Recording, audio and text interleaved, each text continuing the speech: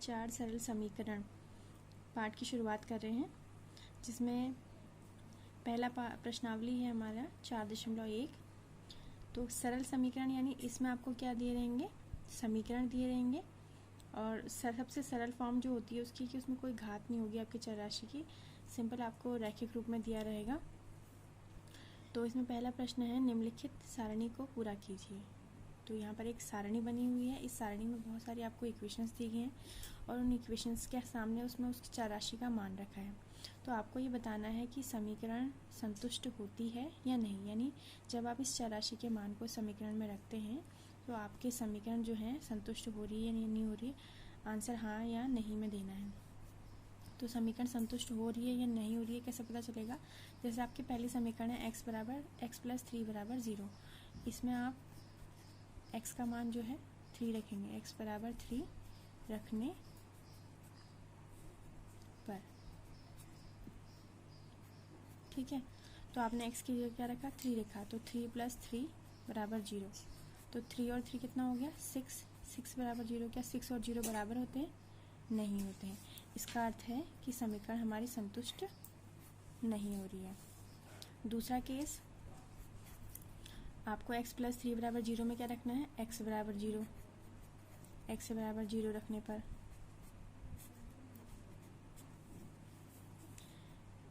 Zero, x की जगह आप क्या रख देंगे, 0 + 3 = 0। तो इसका मतलब क्या निकला कि यहाँ कितना रहा, 0 और 3 कितना होता है, 3, और इधर 0, तो ये दोनों बराबर है, नहीं है। तो इस केस में भी आपके समीकरण संतुष्ट नहीं हो रही है। समीकरण के संतुष्ट होने का मतलब ये है कि उसके दोनों साइड, जो बराबर का चिन्ह है उसके दोनों साइड आपके मान कैसे होने चाहिए, एक जैसे होने चाहिए, समान होने चाहिए। तो अगर वो समान है तो समीकरण संतुष्ट होगी और नहीं है तो नहीं होगी। फिर अगला मान आपको दिया है x = -3। तो हम तीसरे वाले मान को इस समीकरण में रखेंगे, x = -3 रखने पर, ठीक है। तो x की जगह हमने -3 रखा और पीछे हमारे पास क्या है, +3 है, बराबर 0। तो -3 से +3 हमारा कैंसिल हो जाता है, तो यहाँ क्या बचा, 0 = 0। यानी इस केस में हमारी समीकरण जो है संतुष्ट हुई है, दोनों मान बराबर आए हैं, तो हम यहाँ क्या लिखेंगे, हाँ लिखेंगे। अब अगला प्रश्न, आपको चौथा प्रश्न जो है उसमें समीकरण दिया है x - 7 = 1।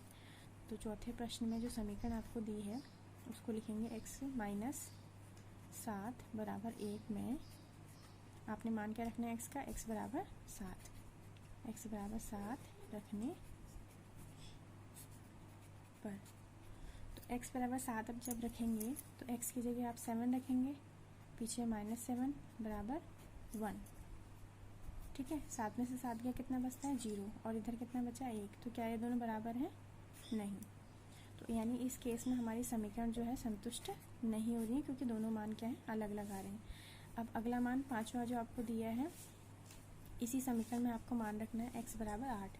तो आप x = 8 रखेंगे, x = 8 रखने पर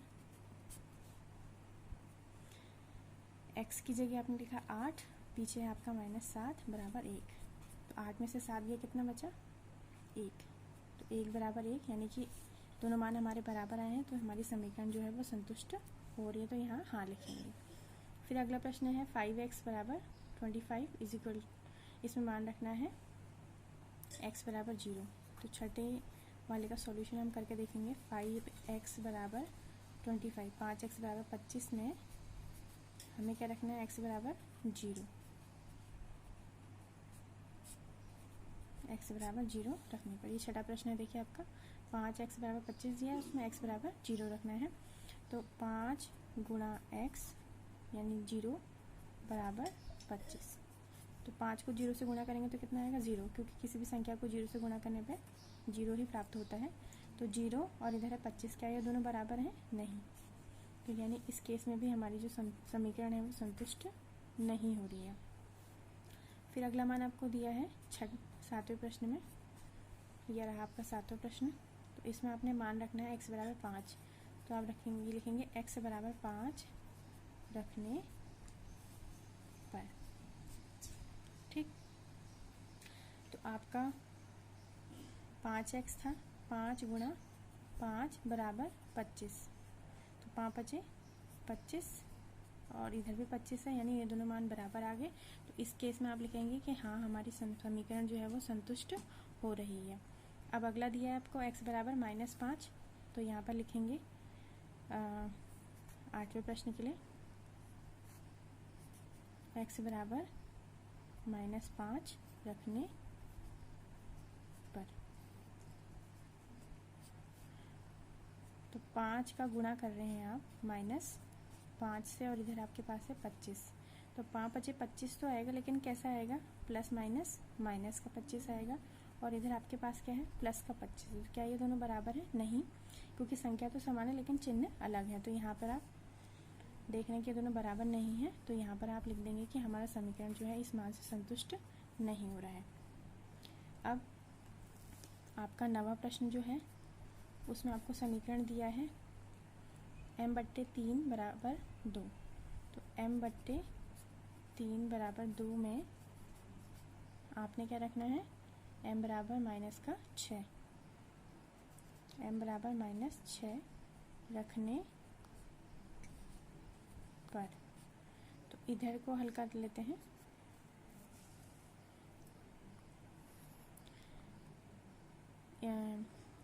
m की जगह क्या रखना है हमने, -6/2 बराबर -6/3 बराबर 2 हमें जो है इस प्रकार प्राप्त हो रहा है। 3 से हम 6 काटेंगे, भाग देंगे इसमें, तो कितना होगा 3 दूना 6, लेकिन प्लस माइनस माइनस का 2 और इधर आपके पास है प्लस का 2।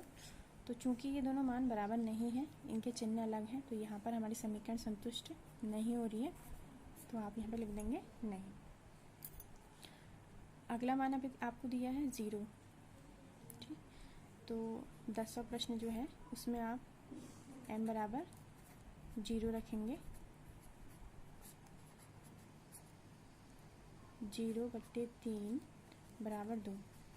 तो जब हम 0 को किसी संख्या से भाग देते हैं तो हमें 0 ही मिलता है। तो इस वाली टर्म का आंसर कितना आया 0, और इधर कितना है 2, तो ये दोनों भी बराबर नहीं है। तो यहाँ पे भी हम ये लिखेंगे कि हमारी समीकरण संतुष्ट नहीं हो रही है। अब 11वां प्रश्न है आपका m/3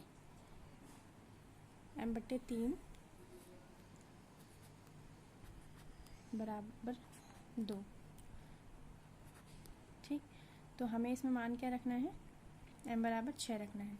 तो हम यहाँ पे रख रहे हैं 6/3 बराबर 2। तो 3 से 6 में भाग देंगे तो कितना आएगा 2 आएगा।